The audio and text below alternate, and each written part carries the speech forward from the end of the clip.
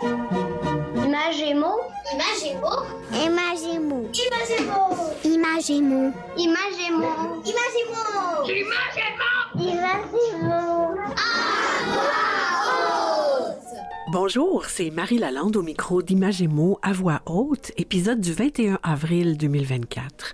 Aujourd'hui, en deuxième partie d'émission, dans les coulisses du livre, je reçois l'autrice et animatrice Josée Bournival.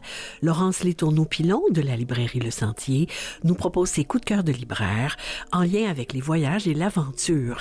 Et on terminera l'émission avec les actualités littéraires. Mais d'abord, en première partie, à Dis-moi ce que tu lis, on rencontre Virginie Martel, professeur et chercheur à l'UQAR, qui nous parle de Jack, son limier voyageur, rempli de livres illustrés. Et c'est Raphaël Baillargeon qui investit la tribune littéraire et qui nous dit ce qu'elle pense de la série Lightfall.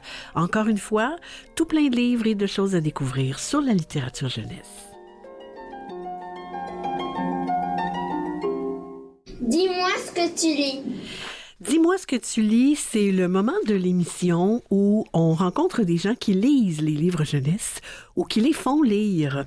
Aujourd'hui, on rencontre quelqu'un qui en lit beaucoup, des livres jeunesse, particulièrement des livres illustrés. Et surtout qui a à cœur de faire voyager ses livres jusqu'aux gens pour qui c'est une rareté. Bonjour Virginie Martel. Bonjour Marie, je vous remercie pour l'invitation. Bienvenue, c'est un plaisir de vous recevoir à Imagemo à voix haute. Virginie, on va prendre le temps de vous présenter aux auditeurs. Vous avez une formation en histoire et en éducation primaire et secondaire.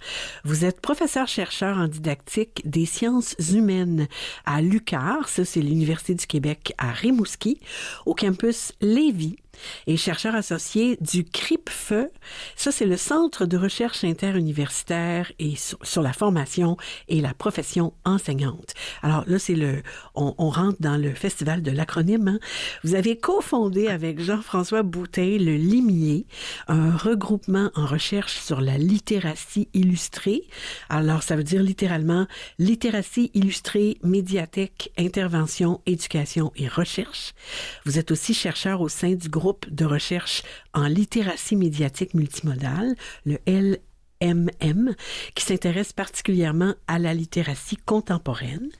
Depuis 2 ans, vous faites voyager des centaines de livres avec Jack, un Vanagon Vaux 1989, qui est aussi connu comme le limier voyageur. Vous le faites voyager en milieu rural, principalement dans la région de Chaudière-Appalaches, mais pas seulement. Est-ce qu'il y a, Virginie, un lien entre la didactique des sciences humaines que vous enseignez et votre intérêt ou votre amour, qui sait, pour les livres illustrés pour les enfants? Oui, c'est une bonne question. En fait, de prime abord, j'ai toujours été intéressée par la littérature jeunesse, là, d'abord comme jeune lectrice, puis ensuite comme maman, puis comme enseignante au primaire, au secondaire, parce que j'ai évolué dans les écoles primaires et secondaires, puis maintenant comme professeur à l'université. Puis lorsque j'ai cofondé le fameux Limier là, consacré à la littérature et à la littératie illustrée, j'avais vraiment à cœur de mettre en lumière toutes les potentialités pédagogiques, éducatives, des œuvres illustrées, des albums avec des images, qu'ils soient documentaires ou de fiction, entre autres pour enseigner l'histoire et la géographie, qui sont 2 disciplines très complexes pour les élèves, particulièrement les élèves du primaire, parce que pour des enfants, c'est très difficile de se faire des images du passé ou de l'ailleurs. Et je trouvais qu'avec les albums jeunesse, par exemple, je pouvais leur offrir une vision de ce passé ou de cet ailleurs que je voulais leur raconter. Donc, c'est tranquillement comme ça que j'ai introduit la littérature jeunesse, même dans ma pratique de formation des maîtres, puis dans ma pratique de chercheur pour l'enseignement de l'histoire. Ah, c'est super intéressant. Oui. Oui. C'est quoi la mission du Limier, le regroupement de recherche sur la littérature illustrée que vous avez cofondé? Ben, sa mission, donc le Limier, un fameux acronyme là, donc, qui veut dire toutes sortes de choses, mais surtout, donc, les dernières lettres du Limier, là, c'est médiathèque, donc le M pour une médiathèque parce qu'on voulait bâtir un corpus d'œuvres qui serait accessible à nos étudiants que l'on formait, mais aussi à tout le milieu de pratique. On passe nos volumes, les élèves peuvent les consulter, il y a des classes qui les reçoivent, etc. Donc, il y avait cette idée de médiathèque où on faisait une veille de tout ce qui sortait en œuvres illustrées. Et il y avait une mission aussi qui relevait de l'intervention et de la recherche en éducation. Donc, intervenir en formation continue, intervenir auprès des enseignants qui désiraient se faire soutenir dans l'utilisation de la littérature jeunesse en classe, intervenir dans les milieux communautaires et puis faire de la recherche parce que comme chercheur aussi, on a le mandat de faire de la recherche pour, entre autres, voir toutes les potentialités pédagogiques que peut avoir le recours à la littérature jeunesse en classe. Et donc, vous avez voulu pousser plus loin. Pourquoi est-ce que vous avez mis le limier voyageur sur certaines routes du Québec? En quoi c'est une initiative éducative et citoyenne? Oui, le limier voyageur, c'est mon bébé là, actuellement. C'est un prolongement mobile d'abord du groupe Limier. Puis en même temps, c'est une initiative qui m'est plus personnelle parce que, par exemple, j'assure les dépenses liées au camion, au fameux jack, là, puis que je donne mon temps personnel. C'est pas de mon travail que je le fais. J'ai toujours rêvé là, depuis mon entrée dans le monde de l'éducation, on va le dire comme ça, de faire voyager les livres dans les milieux vulnérables où c'est plus difficile d'y accéder. Et puis, un peu comme le fait Jacques Poulain dans un roman que j'adore, qui est Tournée d'automne. Donc, c'était comme un rêve que je caressais. Puis, avec la pandémie, vraiment, là, ça m'a fouettée. Et là, je me suis dit, je dois concrétiser ce rêve de livre voyageur. Je voyais tous les livres de notre médiathèque. Il faut savoir qu'on a plus de 6000 livres, 6000 albums, bandes dessinées qui étaient dans notre médiathèque pendant la pandémie et qui dormaient littéralement. Et là, je me suis dit, je dois faire voyager ces livres, principalement sur le territoire de mon université, donc l'Université du Québec à Rimouski, donc du Bas-Saint-Laurent jusqu'à la région de Chaudière-Appalaches, puisque je suis au campus de Lévis. OK. Et qu'est-ce qu'il offre, ce limier voyageur? Donc, le limier voyageur, en fait, là, actuellement, puis il est en développement. Hein. Ça fait 2 ans là, que je le déploie tranquillement avec mon équipe, avec des bénévoles, etc. Donc, il y a 3 formules actuellement. Là. On a la formule la plus visible, c'est le fameux Jack que vous avez évoqué en introduction, là, un vieux Vanagon de Volkswagen que j'ai transformé en bibliothèque mobile, on va le dire comme ça, dans lequel je mets plein de livres, des espaces de lecture. Les enfants les plus âgés peuvent lire à l'intérieur de Jack, comme ils peuvent lire à l'extérieur parce que j'ai des tapis, des chaises, des tentes, etc. Donc ça, c'est ce que j'appelle mon voyageur routier. Là, on parcourt les routes, on fait voyager les œuvres, etc. Et on le fait souvent avec notre amie Caravane littéraire qui a déjà passé à votre émission. Oui, Catherine Lapointe, oui. Tout à fait. Donc là, nos deux ouest se rencontrent et ça crée toujours toute une magie aussi que ces 2 véhicules un peu vintage remplis de livres arrivent dans des zones où habituellement les livres sont moins important ou du moins où l'accès est plus difficile. Puis j'ai une formule aussi que j'appelle mon voyageur éphémère, c'est-à-dire que sans avoir besoin du véhicule, je crée des espaces de lecture éphémères à l'intérieur quand c'est par exemple la saison hivernale ou l'été avec des tentes, des tapis, quelques livres pour des besoins particuliers. Et ma 3e formule, c'est ce que j'appelle mes voyageurs sac au dos. C'est la formule qui est le plus en développement actuellement. En fait, moi, je rêve d'une escouade de bénévoles, de voyageurs qui, avec un sac à dos rempli d'œuvres illustrées, iraient dans leur milieu en fonction des besoins, en fonction des opportunités. Donc, ça serait ma 3e formule, on pourrait le dire comme ça. Qui compléterait la mission du limier voyageur. Et à qui vous les offrez, ces services-là du limier? À quel moment et où? Tantôt, vous parliez des bienfaits des livres illustrés pour faire connaître le quand et le où. Alors, on va là. Oui. Oui, en fait, les 3 formules visent les tout petits comme les plus âgés. Je suis vraiment là, on parle de littérature jeunesse aujourd'hui, mais l'album illustré, que ce soit la bande dessinée ou l'album de fiction ou documentaire, offre l'avantage aussi de pouvoir intéresser tout à fait des adultes et des personnes âgées parce que parfois la richesse de ces albums-là, les histoires qui y sont racontées peuvent trouver un grand écho aussi chez mes voyageurs lecteurs plus âgés, je vais le dire comme ça. Donc, vraiment, à l'égard des clientèles, je vous dirais qu'elles sont très diversifiées. Actuellement, bien sûr, je dis bien sûr parce que comme mes interventions premières puis mon travail de chercheur m'a amené beaucoup à travailler auprès des jeunes, on a beaucoup déployé tout l'accompagnement pour les plus jeunes en milieu scolaire ou en milieu extrascolaire. Donc, par exemple, avec le programme LeadCamp qui a été mis en place là, par des organismes municipaux, différentes instances régionales de concertation là, pour la réussite éducative. Donc, ce programme LeadCamp-là, je suis associée avec PRECA qui travaille, là, qui est un autre acronyme pour parler de concertation pour la réussite éducative en Chaudière-Appalaches. Mais on a pris la responsabilité dans les MRC orphelines, c'est-à-dire que là où les municipalités n'avaient pas un organisme sur place qui était prêt à prendre en charge. Parce que moi, je veux assurément pas aller là où il y a déjà des services. L'idée, c'est pas de doter quoi que ce soit à qui que ce soit. Donc, je vais plutôt là où il y a un bris de service. Donc, là où il y avait un bris de service, on a pris la responsabilité. L'année dernière, par exemple, on a eu plus de 135 groupes d'enfants dans 29 municipalités différentes à qui on a fait 272 animations littéraires au cours de la période des camps de vacances dans les différentes municipalités. C'est très, très impressionnant. Oui, puis on le refait cette année avec encore plus de municipalités et encore plus de groupes. Hier, j'étais justement avec PRECA de nouveau, qui est mon partenaire financier et logistique dans ce projet-là, et on parlait d'à peu près 8000 enfants qui seraient touchés cet été. Vous l'avez mentionné, excusez-moi, vous avez donc vous avez établi des partenariats avec des organismes, des gens du milieu du livre. Vous avez mentionné PRECA. Est-ce qu'il y en a d'autres?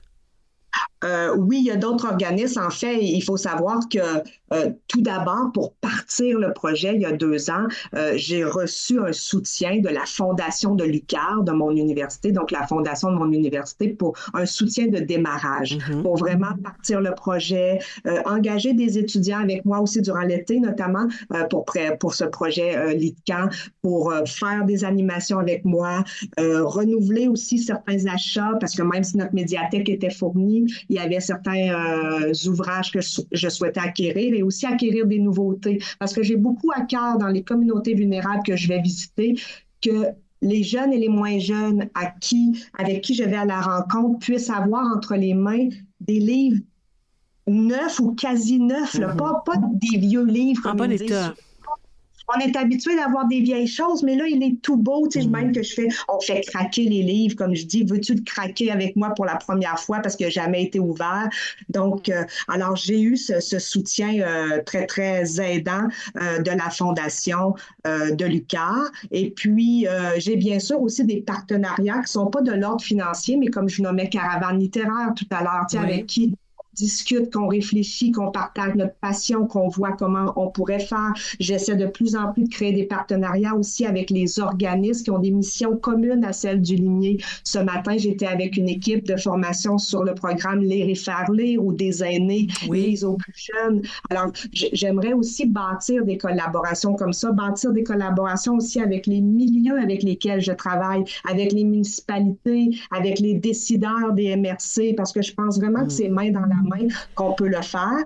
Et tranquillement, j'ai aussi, et ça me rend très heureuse, des collaborations avec le milieu de l'édition québécoise. Donc, pour l'instant, j'ai les éditions 400 coups et les éditions Fonfon qui sont partenaires du projet, donc qui me permettent d'acquérir des livres à moindre coût et même qui me donnent certains livres, parfois, tu sais, comme pour pouvoir faire connaître leur collection, etc. Et j'ai un partenariat aussi avec une librairie de Lévis, la librairie Chouinard, où j'achète l'entièreté de mes livres, presque. Là. Et puis, donc, pour justement, j'ai aussi à cœur de faire rayonner les entreprises qui sont locales autour de mon territoire. Ah, c'est bien. Les clientèles que vous voudriez rejoindre en 2024, dans les prochaines années, c'est qui? Ben, les clientèles principales, comme je le disais tout à l'heure, j'ai travaillé beaucoup là, pour les jeunes dans le milieu scolaire et extrascolaire avec le programme LeadCamp. J'ai commencé l'année dernière, j'ai eu une première animation, par exemple, à Lévis interculturel, qui est un événement pour célébrer la diversité et puis la part de l'immigration. J'aimerais beaucoup ouvrir le Limier Voyageur justement à cette clientèle, à ces nouveaux arrivants, parce que je pense que l'album illustré peut être un médium de communication à travers l'image, à travers des mots qui parfois peuvent être plus simples. On peut se comprendre, on peut parler de thématiques parfois plus douloureuses. Je l'ai fait l'année dernière, justement, les vies interculturelles avec un corpus de livres qui parlait de migration, d'émigration, des défis d'intégration, de l'inclusion, de l'ouverture à l'autre. Ça a eu vraiment un écho extraordinaire. Donc, j'aimerais vraiment renouveler ce type de partenariat, aller vers les communautés aussi immigrantes qui vivent en région. De plus en plus, ils sont installés, mais ils sont parfois isolés. Les liens sont plus difficiles à créer. Donc, j'aimerais beaucoup aller de ce côté-là. Et avec les personnes âgées aussi. Ça, c'est vraiment là, les personnes âgées isolées en milieu ruraux. Parfois, ils sont encore plus isolés qu'en milieu urbain. Pas toujours, ça dépend des communautés, etc. Mais de pouvoir aller avec eux lire, explorer les livres, leur faire découvrir cette richesse-là, j'adorerais ça. C'est vraiment des clientèles que j'aimerais aller chercher. Je dis clientèle, mais c'est vraiment plutôt des êtres humains que j'aimerais toucher. Oui, tout à fait. Vous êtes proche d'initiatives nombreuses, documentées, autant dans le milieu universitaire que sur le terrain. Est-ce que vous pourriez nous donner d'autres exemples d'interventions utiles, pertinentes pour contrer ce qu'on appelle la glissade de l'été? Ça, c'est la perte des acquis scolaires qui se produit durant l'été, parce qu'on n'est pas mobilisé de façon suffisante pendant les vacances. Oui, tout à fait. C'est vrai qu'il y a beaucoup d'initiatives qui sont mises en place depuis longtemps, puis peut-être encore plus dans les dernières années là, pour contrer la perte des acquis scolaires pendant les vacances scolaires, qui touchent particulièrement là, les jeunes des milieux défavorisés ou les jeunes qui n'ont pas la chance dans leur culture familiale, on va le dire comme ça, d'avoir un accès aux livres, un accès à des activités qui vont leur faire mobiliser la lecture, l'écriture, la numératie, compter pendant l'été, etc. Donc, dans les initiatives, il y a beaucoup de municipalités, de villes, etc., qui vont mettre, par exemple, en place des camps éducatifs dédiés aux élèves qui sont plus fragilisés sur le plan des acquis scolaires. Donc, pendant 1 semaine, 2 semaines, 3 semaines, ces enfants-là sont invités à venir à des camps. Parfois, ils sont gérés même par des enseignants pendant leurs vacances scolaires qui se dédient à ces camps pour, justement, de manière toujours un peu plus ludique, parce qu'on est dans l'été, mais mobiliser les acquis scolaires, s'amuser avec les mots, avec les chiffres, etc. Il y a bien sûr le programme LITIA dont je vous parlais qui ne se déploie pas seulement en Chaudière-Appalaches, mais dans plein de régions du Québec, là, sous la responsabilité de différentes instances régionales. Donc, ça permet aux enfants à chaque semaine ou presque de vivre des activités de littératie. Ça l'offre au camp des albums jeunesse autour desquels ils peuvent travailler, etc. Donc, ça, c'est hyper intéressant. Et bien sûr, il ne faut pas oublier aussi tout ce que font les bibliothèques ou les organismes communautaires ou les organismes municipaux. Ils vont mettre en place plusieurs initiatives. Parfois, c'est des clubs de lecture. Parfois, il peut y avoir des journées thématiques, la fête du livre. Il y a plein de choses qui se font déjà. Alors, il faut avoir les yeux ouverts. Virginie, en terminant, il nous reste 45 secondes. C'est la tradition à Images et mots à voix haute. On demande aux invités de nous proposer un de leurs coups de cœur littéraire jeunesse. Est-ce que vous avez une suggestion pour nous? Beau défi. C'est la question qui tue, la question difficile, mais je vous dirais l'entièreté de l'œuvre de Marianne Dubuc. Donc, par exemple, Le chemin de la montagne ou Le lion et l'oiseau. Mais si j'ai à dire un album, je vais dire Chez toi, chez moi. Parce que comme je m'intéresse aux œuvres illustrées, la lecture de cet album-là, les images parlent d'elles-mêmes et en plus du texte et de l'histoire textuelle qu'on peut lire, on a 1000 histoires qu'on peut se raconter grâce à l'observation des images. Alors, 1000 fois, c'est le chiffre que je retiens. On va mettre ça, tous les liens sur le site de l'émission. Et je vous remercie 1000 fois, Virginie Martel. Merci de faire voyager les livres pour qu'ils atteignent, rejoignent et surtout touchent les clientèles et les communautés qui sont plus vulnérables, comme vous le dites. Merci beaucoup. Merci Marie. Merci, puis merci à vous aussi de faire voyager la littérature. Plaisir. Je m'appelle Nicolas et j'ai 10 ans. Moi, je trouve que les livres de Sarah Penny Packer sont très bons et j'ai comme Pax et le petit soldat, illustré par John Klassen, je trouve que les illustrations sont vraiment magnifiques. tribune littéraire. Voici ce que j'en pense. La chronique Tribune littéraire est offerte à des jeunes du secondaire ou de la fin du primaire et aujourd'hui, on retrouve avec plaisir Raphaël Baillargeon qui a brisé la glace le mois dernier. Bonjour Raphaël. Bonjour. Raphaël, on rappelle que tu as 13 ans, que tu étudies en 2e secondaire à l'école secondaire de Pointe-aux-Trembles, l'ESPAT, au profil multisport. Et aujourd'hui, Raphaël, tu nous parles de quoi? Aujourd'hui, je vais vous parler de Lightfall. Lightfall, la série Lightfall. Excellent, on t'écoute. Bonjour, en gros, aujourd'hui, je vais vous parler de Lightfall. Lightfall, c'est écrit par Tim Probert aux éditions Gallimard. Ouais. Donc, en gros, Tim Probert, c'est un auteur-illustrateur américain qui vit à New York. Il a aussi sorti un autre livre, le livre s'appelle Donjons et Dragons, Donjons Académie, interdit aux humains. OK. Fait que là, il est quand même un peu auteur. En gros, Lightfall, c'est une série de 2, bientôt 3 romans graphiques très, très intéressants, autant grâce à ses illustrations qu'à son histoire captivante. Mm-hmm. Donc, en gros, son histoire, c'est que Béa, c'est une adolescente un petit peu anxieuse qui vit sur la planète Irpa. OK. Et Béa est confrontée à l'étrange disparition de son grand-père, le cochon sorcier, Ouais. qui fabrique des potions et qui est gardien de la flamme éternelle. OK. Donc, elle décide de partir à sa recherche Oui. avec l'aide du courageux Cat qu'elle a rencontré dans une circonstance quand même assez surprenante. Donc, en gros, Cat, désolé, il gale du rien, il est confié à dire le mot.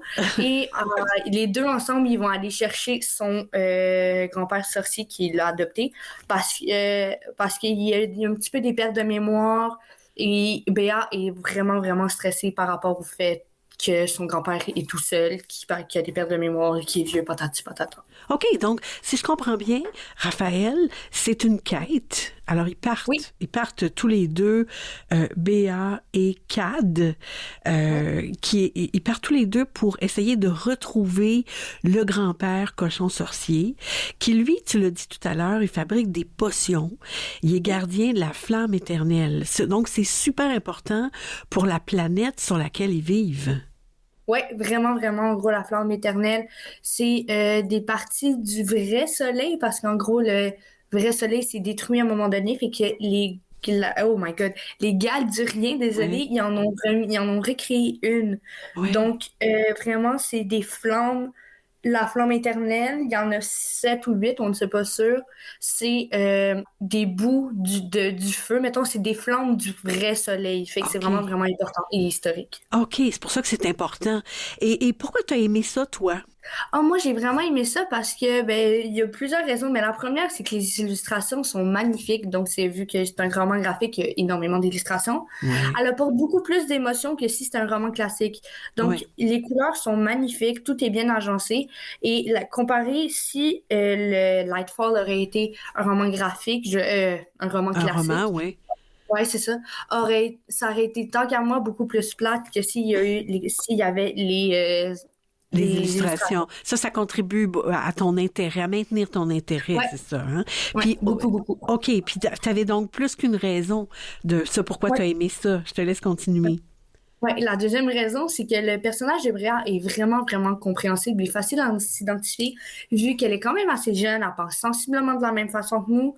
Aussi, troisième raison, c'est que dans le livre, on comprend que Béa a fait un petit peu d'anxiété quand les choses vont pas comme elle pensait ou comme comme on pensait, admettons. Et elle démontre aussi comment réussir à contrôler l'anxiété. Donc, c'est vraiment, personnellement, je trouve qu'on parle pas assez d'anxiété dans les livres pour ados, mais quand on en parle, c'est juste pour des fins pédagogiques, puis genre, un peu comme une morale. Mais dans le livre, Tim Probert, il le fait sans vouloir que ça soit trop moralisateur. Donc, ça donne... C'est pas trop mauvais, mettons, d'avoir de l'anxiété. Il te montre juste comment le contrôler, puis ça peut t'aider. C'est ça. Puis, c'est une des raisons pourquoi j'ai réussi encore plus à l'adorer, parce que c'est le fait de parler d'anxiété, puis le fait que ça soit pas trop moralisateur, j'aime vraiment beaucoup, beaucoup ça. Il y a 3 tomes, hein. Il y a le premier, ça s'appelle La dernière flamme. Puis c'est là qu'on comprend que, puis tu l'as expliqué un peu tout à l'heure, hein, que elle part, à la recherche de son grand-père. Et puis, il y a la lanterne qu'elle a avec elle, elle trimballe cette lanterne-là partout. Son grand-père lui avait dit de ne jamais s'en départir. C'est important, ça, hein, dans le livre? Oui, c'est vraiment important car souvent les ennemis, si je peux appeler ça comme ça, Ouais. sont souvent attirés par la lanterne. Donc, ils veulent la flamme parce que c'est pas nécessairement de l'argent, mais genre c'est très rare, ça vaut beaucoup, ils peuvent l'échanger pour beaucoup. Ouais. Donc, les ennemis sont souvent attirés par la flamme ou veulent la détruire. C'est un des deux. Mais c'est ça, fait que la flamme, la lanterne, désolée, elle est vraiment, vraiment importante dans l'intrigue. Et elle est importante dans le premier, en tout le moins. Et le deuxième tome, ça s'appelle L'ombre de l'oiseau. Et donc, la quête continue dans L'ombre de l'oiseau. Oui, en gros, en vrai, tous les livres. Donc, il y a bientôt un troisième qui sort le 31 mai, j'ai vraiment hâte. Oui, hein? Mais, ouais, et en gros, le tome 1 va expliquer un peu et de 2, 3, ça continue l'intrigue. Donc, on change jamais d'intrigue. Donc, en gros, à la fin du 1, on est encore en plein milieu de l'intrigue et à la fin du 2, on est encore en plein milieu de l'intrigue. Donc, on est toujours avec elle, avec Béa dans cette quête. Puis le personnage de Cad l'accompagne aussi tout le temps.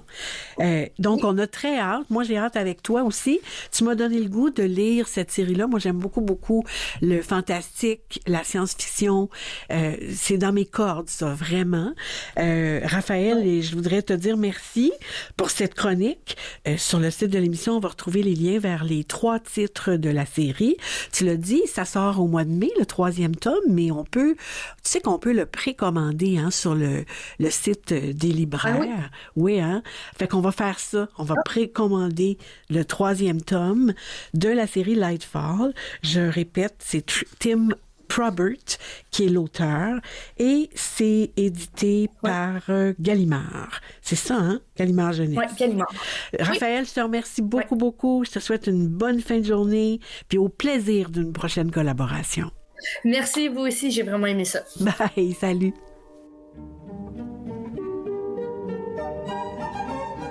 Je m'appelle Emma, j'ai 10 ans. J'aime les livres qui parlent de suspense parce que ça m'intrigue. Puis si c'est pas un livre qui parle de suspense puis qu'il n'y a pas beaucoup de choses qui se passent dans le livre, je vais avoir du mal à continuer ma lecture en étant intéressée. Je m'appelle Aurélie, j'ai 10 ans. J'aime les livres de la catégorie 2 lunes de la collection noire parce que j'aime le suspense. Je m'appelle Florence, j'ai 11 ans. J'aime les livres qui parlent de l'environnement parce que j'ai goût de faire changer les choses à ce sujet. On vous revient après cette courte pause. En seconde partie d'émission, je reçois l'autrice et animatrice Josée Bournival. Laurence Letourneau-Pilon de la librairie Le Sentier de Sainte-Adèle nous propose ses coups de cœur de libraires qui font voyager. Et pour terminer, il y aura des actualités littéraires.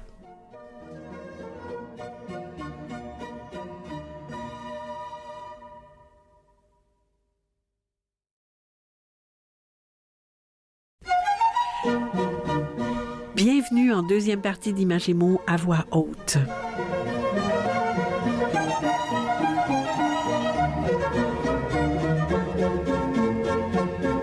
Dans les coulisses du livre. Dans les coulisses du livre, c'est le moment de l'émission où on rencontre des gens qui font les livres jeunesse. Aujourd'hui, on rencontre Josée Bournival. Bonjour, Josée. Bonjour Marie. Bienvenue à Images et mots à voix haute. Josée, vous êtes autrice et animatrice. On vous a entendu d'abord à la radio et puis on vous a vu à la télé, notamment à Salut Bonjour Week-end et à plusieurs émissions sur Canal Vie et sur Canal Évasion. Vous êtes originaire de la Mauricie. Vous avez étudié en arts et technologies des médias au Cégep de Jonquière, obtenu un diplôme en scénarisation pour le petit écran de l'Institut national de l'image et du son, c'est l'INIS. Vous êtes la maman de 4 enfants et vous êtes très, très préoccupée par tous les sujets qui touchent la maternité. La série de romans best-seller Bébé Boom, publiée chez Urtubise de 2013 à 2016 en témoigne. Bébé Boom, c'est votre projet de fin d'études à l'INIS. Ça devait être une comédie romantique destinée au petit écran, mais comme le projet a avorté, vous avez décidé d'en faire une série de romans. Vous avez aussi co-scénarisé un documentaire, Saint à louer, en 2012, qui a été diffusé sur RDI. Vous avez fait du théâtre comme comédienne au début des années 2000. Vous avez également tenu un blog pour Canal Vie à partir de 2010 et vous avez joint l'équipe de Naître et Grandir en 2015. Vous avez publié plusieurs livres. En fait, vous écrivez autant pour les adultes que pour les enfants. Qu'est-ce qui vous pousse à écrire? Pourquoi ce choix parmi tous les moyens d'expression et de communication, Josée? Hey, j'ai l'air vieille quand vous faites la lecture de tout ce que j'ai fait. On dirait que j'ai 1000 ans. Pourquoi l'écriture? C'est une très bonne question, Marie, parce qu'en fait, je pense qu'au départ, ce que j'aimais de l'écriture, c'était la réflexion que ça demandait.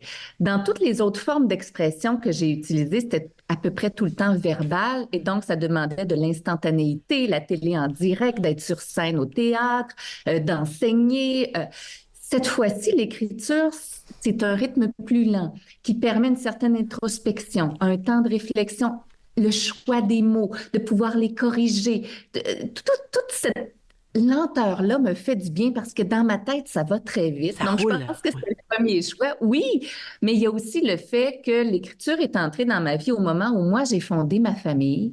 Donc, j'étais soit enceinte avec un bébé accroché au sein en train d'allaiter ou en train d'accoucher carrément. Donc, parce que j'ai eu 4 enfants en 6 ans. Donc, pendant la petite enfance de mes 4 enfants, c'était la meilleure manière de m'exprimer, l'écriture, parce que ça pouvait venir par petites touches à n'importe quel moment de la journée, dans plein de circonstances, plein de lieux différents. Je pense que c'est la grande versatilité, finalement, qui m'attirait. Ah, c'est intéressant, ça. Puis c'est aussi un moment pour être seul, l'écriture, dans le fond, quand on a 4 enfants. Oui, mais en même temps, on peut pratiquer cette forme d'expression-là, même entouré. Oui, tout à fait. On peut se faire un petit cocon, puis avoir l'impression quand même d'être en interaction avec les autres, mais d'avoir notre petite bulle. Ouais. C'est quelque chose de très précieux, je trouve, l'écriture. Tout à fait.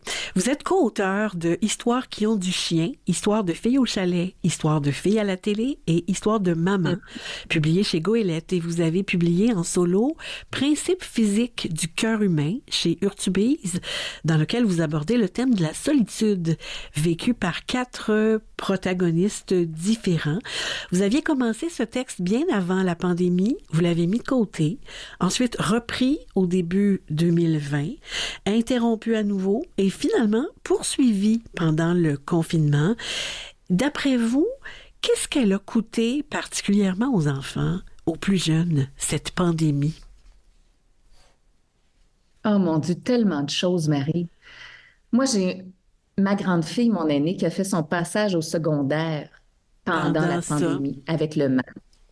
Oui. Alors, de venir renouer des relations sociales avec les gens masqués, avec la distanciation, avec évidemment ces longues périodes aussi isolées à la maison, c'est sûr qu'en termes de sociabilité, en termes d'aptitude à communiquer avec les autres, ça a marqué énormément les enfants. Et dans une période charnière où on a besoin d'être en interaction les uns les autres, je pense que ça a coûté l'estime personnelle de plusieurs enfants qui n'avaient plus cette espèce de miroir avec les amis pour évoluer, apprendre à se connaître, développer un sentiment d'appartenance. Ça les a beaucoup hypothéqués, je pense. Oui. Au niveau de leur estime personnelle, puis en termes d'anxiété pour la santé mentale aussi. Oui, je suis bien d'accord avec vous. J'aimerais qu'on parle de votre série Zalou, qui est parue en 2022-2023 chez Édito. C'est une série fantastique qui découle d'ailleurs de votre expérience auprès des enfants auxquels vous avez enseigné l'art dramatique. Justement, en 2020, vous inspirant des travaux du psychoéducateur québécois Germain Duclos. On y retrouve une histoire fantastique des aventures où les créatures hybrides, les cristaux magiques, les mots valises foisonnent. Vous dites que la littérature jeunesse doit servir une cause et ouvrir une discussion avec les jeunes. Quelle cause, on peut mettre ça au pluriel, les 4 tomes de Zalou soutiennent-ils et qu'est-ce que ça vous permet d'aborder avec les enfants? Bien, pour moi, le grand thème à l'intérieur de Zalou, c'est l'importance de l'estime de soi. C'est pour ça que je me suis intéressée aux travaux de Germain Duclos et j'ai trouvé ça fort intéressant parce que M. Duclos explique que l'estime de soi, ça repose sur 4 grands piliers. Et c'est comme ça que j'ai construit, en fait, la tétralogie de Zalou, parce que dans chacun des tomes, je donne à mon personnage un outil pour construire son estime personnelle. Alors, si je fais le tour là rapidement, les 4 piliers de l'estime de soi sont le sentiment de sécurité. C'est important pour l'enfant de sentir qu'il y a un adulte vers qui il peut se tourner, puis qu'il est accueilli, qu'on va l'écouter, qu'il est accepté comme il est. Bien sûr, idéalement, c'est le parent, mais ça peut être un autre adulte significatif. Ouais. Donc, Zalou aura ça dans le premier tome. Dans le deuxième tome, c'est la connaissance de soi. C'est important de vivre plein d'expériences différentes pour apprendre à se connaître ses forces, ses limites. Tout ça contribue à l'estime de soi. Dans le tome 3, les profondeurs d'Océalis, c'est le sentiment d'appartenance que je vais offrir à Zalou. Zalou, c'est un rejet, c'est un jeune enfant qui est mis de côté. Et là, il change de royaume et pour la première fois de sa vie, il rencontre d'autres créatures qui ont des points en commun avec lui. Donc, il développe ce sentiment d'appartenance, l'impression de ne pas être toujours le mouton noir. C'est important pour l'estime personnelle. Et finalement, dans le dernier tome de la tétralogie, c'est le sentiment de compétence qui est mis de l'avant. D'être capable de regarder le chemin qu'on a parcouru, même lorsqu'on est jeune, puis de dire « Hey, j'ai des outils maintenant pour faire face à ce que la vie m'amène. » Alors, exemple, le mois dernier, j'ai fait un examen de mathématiques, je l'ai réussi. Alors, celui qui s'en vient cette semaine, si j'étudie comme il faut, si j'utilise les stratégies enseignées par mon enseignante ou mon enseignant, je vais être capable de relever ce défi-là. Donc, c'est tout ça qui est présenté à travers l'histoire d'un jeune personnage qui est issu d'un monde inventé de toutes pièces qui s'appelle Mandrilla.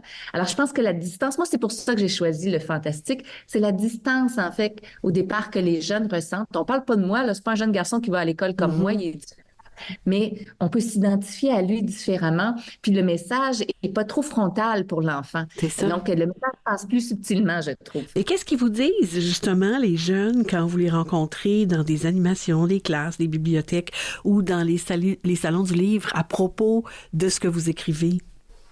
Ben, c'est fantastique, hein, Marie, parce qu'ils me parlent jamais de ça. Parce que... Et honnêtement, ça me confirme que j'ai fait du bon travail parce que je ne voulais pas souligner à grands traits la théorie concernant l'estime de soi. Je voulais que ce soit des messages subtils qui passent dans le plaisir. Ouais. Parce que c'est ça d'abord et avant tout, hein, la lecture. C'est un plaisir d'évasion, d'apprentissage et tout ça. Alors, ce dont les enfants vont me parler, c'est des créatures étranges, les hybrides qui peuplent l'univers de Zalou. Ce sont des animaux qui ont fusionné entre eux. Mais je pense que ce qui me fait le plus plaisir, c'est quand un enfant me parle des émotions qu'il a ressenties à la lecture de mes livres. Soit j'ai eu peur à ce moment-là, telle bestiole, je la trouvais épeurante, ou j'ai eu de la peine pour Zalou à tel moment dans l'histoire. Ça me touche parce que les enfants sont très connectés sur les écrans de nos jours. Et c'est vrai que lorsqu'on voit un autre être humain, on peut vivre par procuration ses émotions en voyant son visage, ses expressions. Ouais. De voir que juste des mots alignés sur une page peuvent produire le même effet, ça, c'est une victoire. C'est fascinant. Alors, quand ils viennent me voir et qu'ils me disent « j'ai vécu telle émotion où je me suis sentie comme ça », ça, là, c'est une victoire. C'est vraiment génial. Et est-ce que votre expérience de comédienne vous aide dans votre travail avec les jeunes? Oui, parce que j'ai la chance de faire plein d'ateliers dans les écoles via le programme La Culture à l'école. Donc, je suis une ressource inscrite au répertoire Culture Éducation. Ça m'amène à me promener dans la province, dans différentes classes. Et chaque fois, c'est un spectacle. Ouais. Oui, je suis devant une classe, mais c'est comme si j'étais sur scène. Puis l'énergie que ça demande qui doit être déployée, le corps qui doit se mettre en action. Là, c'est plus juste au niveau des mots. Ça, c'est sûr que tout ce que j'ai appris comme comédienne me sert énormément. Ouais, donc, je vais aller chercher mon public, là. Oui, vraiment. Oui. Vous pilotez actuellement un projet de grande envergure. Ça s'appelle Un bestiaire pour Zalou. Qu'est-ce que vous pouvez nous dire de ce projet-là? Quel privilège. J'ai eu la chance de recevoir une bourse de partenariat territorial offerte par le Conseil des arts et lettres du Québec. Cette bourse-là me permet de faire un projet qui est en 3 étapes, dans le fond. J'ai commencé par la première, c'était une série d'ateliers dans la région, dans les bibliothèques, où j'invitais les enfants à me dessiner des hybrides, les fameuses créatures qu'il y a dans l'univers de Zalou.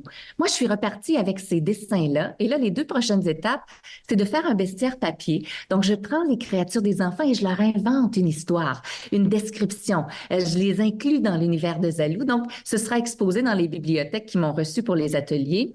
Et le dernier volet du projet, c'est celui qui m'excite le plus, c'est que je vais, avec quelques complices, faire un court-métrage d'animation où on va raconter, dans le fond, comment c'est arrivé, ça, la naissance des hybrides dans l'univers de Zalou, parce que ce n'est pas expliqué dans les livres. Alors, c'est comme un prequel, si on veut, comme Star Wars fait, là. Donc, on va expliquer la naissance des hybrides. Et ce court-métrage-là, dans le fond, ça va être des décors créés, entre autres, par l'illustratrice de Zalou, Valérie Gadebois, mais on va animer à l'écran les dessins des enfants par ordinateur. Oh, wow. Alors, moi, je trouvais ça extraordinaire, sachant que l'objectif de Zalou, c'est de valoriser l'estime de soi des enfants, ben, de présenter leur œuvre comme ça dans un projet professionnel, ça venait boucler la boucle pour moi. Alors, si tout va bien, là, le court-métrage va être disponible en septembre prochain. On y a travaille. très, très hâte de voir ça. Et qu'est-ce qui mijote d'autre dans votre marmite d'autrice? Qu'est-ce qu'on pourra lire bientôt de Josée Bournival? Oh mon Dieu, tellement de choses. Alors, il y a Moucha, tout d'abord, qui est une nouvelle série qui se déroule dans le même univers de Zalou, mais qui se lit indépendamment. Donc, Moucha, c'est une jeune guerrière qui a toujours connu du succès, tout lui sourit. Puis un jour, la tendance s'inverse et l'anxiété s'amène dans sa vie. Donc, c'est une trilogie cette fois-ci où j'avais envie de parler d'anxiété, particulièrement d'anxiété de performance aux enfants. Donc, le premier tome vient tout juste d'être publié. Il est disponible aux éditions Édito. J'ai un autre superbe projet pour les plus petits, les 6-8 ans, avec Dominique et compagnie. On arrive avec une nouvelle collection qui s'appelle Coup de théâtre et qui, en fait, consiste en de petites pièces de théâtre de lecteurs. Donc, ce n'est pas du théâtre qu'on mémorise et qu'on joue sur scène, c'est du théâtre qui se lit livre à la main. Et l'objectif du théâtre de lecteur, en fait, il y en a deux, c'est d'améliorer la fluidité de lecture des jeunes qui sont en train d'apprendre à lire, mais aussi de favoriser l'expression des émotions. Donc, d'être investi, là, de jouer un personnage lorsqu'on fait la lecture. Donc, le premier livre de cette collection-là s'intitule « Être rat ou pas ». Telle est la question. Alors, vous comprendrez, c'est inspiré de la fameuse phrase de Shakespeare. L'histoire d'un tout petit rat qui a peur de ne jamais être adopté dans le refuge où il est, simplement parce qu'il est un rat. Alors, il va essayer de se changer. Les autres animaux vont lui donner des trucs pour le modifier, mais il va se rendre compte qu'il aimerait bien finalement être adopté pour qui il est véritablement. Donc, c'est drôle, hein, parce que sans même m'en rendre compte, c'est comme si j'avais, encore une fois, pour les plus jeunes, écrit une histoire sur l'estime de soi. Encore une fois, c'est un thème qui revient, c'est ça. Josée, c'est la tradition à Images et mots à voix haute. On demande aux invités de nous proposer un de leurs coups de cœur littéraires jeunesse en terminant. Est-ce que vous avez une suggestion pour nous? Et c'est difficile d'en choisir un seul. Oui. Mais je vais y aller avec Lily Jade, tome 1, Pro des animaux, d'Audrey Archambault. C'est un livre publié aux éditions La Bagnole, magnifiquement illustré par Simone Duchesne. Ce que j'aime bien de cette histoire-là, en fait, c'est que c'est inspiré au départ de la vie de l'autrice. Audrey Archambault a été bénévole à la SPCA. Elle s'est occupée des animaux et le livre raconte l'histoire d'une jeune fille qui espère adopter un animal et pour prouver à sa mère qu'elle est responsable, elle devient bénévole à la SPCA et elle fait un journal finalement des animaux qu'elle rencontre et de toute son expérience là, dans un refuge. Ce que moi, j'ai aimé, c'est que ça a fait lire ma fille de 10 ans, Blanche, qui n'aime pas particulièrement les romans, mais la mise en page est tellement dynamique. C'est présenté là sous forme de journal avec des fiches animalières, des photos, de véritables images de bêtes qu'Audrey Archambault, l'autrice, a... dont elle a pris soin. En tâche, oui, si on veut, lorsqu'elle était bénévole. C'est vraiment un chouette livre, puis... Je pense que c'est plus facile pour certains enfants qui ont moins d'attirance pour les romans, pas d'image, comme les enfants me disent souvent dans les salons de livres. Mais je pense que c'est un beau compromis là, avec ce livre-là qui s'adresse, je pense, aux 9-12 ans. Excellente suggestion que les auditeurs vont pouvoir retrouver sur le site de l'émission. Merci, Josée Bournival. Merci pour votre énergie de promouvoir aussi auprès des petits et des grands des principes comme la bienveillance, l'estime de soi, le respect, l'ouverture à l'autre. Ce sont des valeurs sûres. Merci beaucoup et au plaisir. Merci beaucoup, Marie.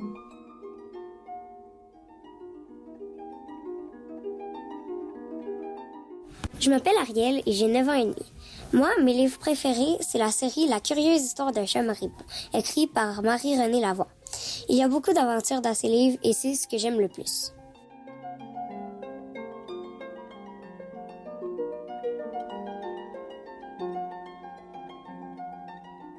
La chronique coup de cœur des libraires. On accueille maintenant Laurence Letourneau-Pilon de la librairie Le Sentier à Sainte-Adèle. Bonjour Laurence. Bonjour Marie. Laurence, vous nous avez déjà présenté des livres dont le lecteur est le héros. Vous nous avez présenté des lectures d'été pour rêvasser, se détendre. Aujourd'hui, vous nous faites des suggestions sur le thème du voyage, des vacances, de l'aventure. On vous écoute. Exactement. Donc, je me suis plongée en fait dans des thématiques plus d'été. On sent le soleil arriver à grands pas. Puis, on a une nouveauté qui est arrivée en librairie en fin mars, un livre qui se nomme Les chants de vacances avec Henri Godon de Denise Massé et Fabio Pellegrino aux éditions Planète Rebelle. Et Planète Rebelle sont quand même assez connus pour faire des livres avec une trame sonore. Donc, des livres où on va avoir... il fut un temps, c'était des CD, mais maintenant, c'est des en fait, codes QR. Oui, tout à fait. Avoir justement comme deuxième outil du livre, soit pour faire vraiment la lecture audio ou vraiment pour avoir une trame sonore lors de la lecture du livre. Donc, l'histoire d'Henri Godon, c'est fantastique. C'est une famille qui va partir en périple en camping pendant leurs vacances d'été. Puis, lors du camping, chaque jour, ils vont faire en fait une différente activité. Ils vont aller au musée, ils vont aller au festival. Et lors du festival, ils vont rencontrer Henri Godon, qui est un chanteur que la famille apprécie beaucoup. C'est vraiment fantastique. Je suis une fan des illustrations. J'ai écouté la liste de musique. C'était fantastique. J'adore. Je vous le conseille. Une belle lecture en famille. D'accord. Ensuite, pour les fanatiques de bande dessinée, j'ai 2 bandes dessinées que j'ai vraiment appréciées. Donc, la première, c'est Élie et Gaston. Donc, Élie, en fait, est une jeune fille qui va déménager pour l'été, va aller habiter chez sa grand-mère. Ses parents, cette année, n'ont pas eu l'opportunité de prendre des vacances. Puis, elle va y aller avec son chat, Gaston. Et malheureusement pour elle, mais heureusement finalement, sa grand-mère n'a ni télévision, ni Internet, ni rien, et elle va devoir vivre dans le bois, découvrir la nature. C'est une BD extrêmement jolie, beaucoup de couleurs, mais aussi ça fait découvrir justement un autre aspect des vacances qu'on connaît peut-être un peu moins maintenant. Un beau défi. Oui, exact. Et la deuxième bande dessinée, c'est Un été d'enfer de Vera Brosgol aux éditions Rue de Sèvres. Une bande dessinée qui met en vedette une jeune fille qui va aller pour la première fois dans un camp de vacances. Puis, c'est assez comique, c'est cocasse puisque notre personnage, en fait, elle est russe, puis elle est déménagée aux États-Unis et ne connaît pas vraiment, tu sais, ça fait quelques années qu'elle est aux États-Unis, mais elle a quand même un choc culturel. Puis ses parents, puis avec c'est sa décision, elle demande d'aller dans un camp vraiment dédié à apprendre le russe.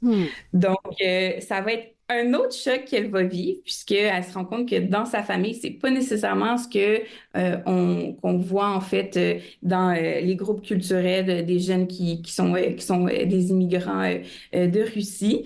Puis c'est assez rigide. Elle va quand même être un peu traumatisée. Elle va pas nécessairement apprécier son moment, mais finalement, tu sais, contente de vivre son expérience.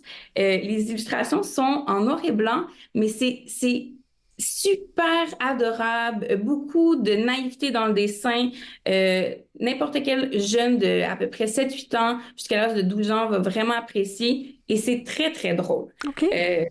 Donc, voilà.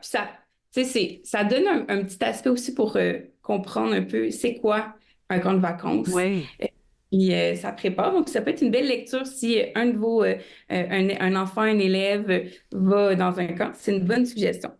Puis, j'ai 2 autres suggestions de documentaires. D'accord. On n'aborde pas nécessairement dans nos coups de cœur. Habituellement, les libraires, c'est pas nécessairement les coups de cœur qu'on va ressortir. Le premier, c'est un coup de cœur qui date de quelques années déjà. C'est Benoît Archambault qui a écrit ce documentaire-là qui s'appelle « Quand est-ce qu'on arrive ». Il y a 2 tomes de cette série-là. Le premier que je vous conseille, c'est le livre sur l'histoire du Québec pour toute la famille. Donc, c'est vraiment comme un road trip qu'une famille va vivre au Québec. Puis, on va vraiment se déplacer de ville en ville et on va apprendre en fait des faits historiques sur les villes. Mais il y a aussi des passages de bande dessinée.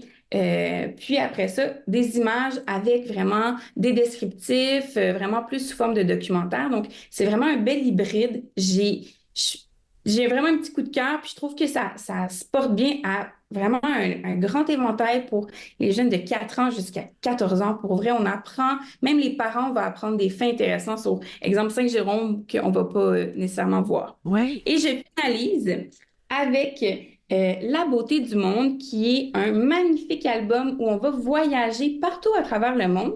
Puis, en fait, on a des thématiques de quelle est la forme de notre moyen de transport. Donc, est-ce qu'on va être à pied, en vélo, en bateau ou en train?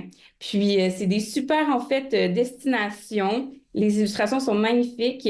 C'est un très beau documentaire de Gallimard Jeunesse. Donc, voilà. Donc, plein d'idées pour voyager, puis pour nous donner le goût d'être en été et en vacances. Je vous remercie, Laurence. Merci pour les suggestions qui se retrouvent toutes sur le site de l'émission, d'ailleurs. Et je le répète, vous êtes une libraire en feu, dynamique et toujours pertinente, au grand plaisir d'une prochaine rencontre. Merci, Marie. À bientôt. À bientôt. Bonjour, je m'appelle Béatrice, j'ai 7 ans. Quand j'écris de la poésie ou j'en lis de la poésie, c'est comme si dans mon cœur, ça l'explose dans l'université.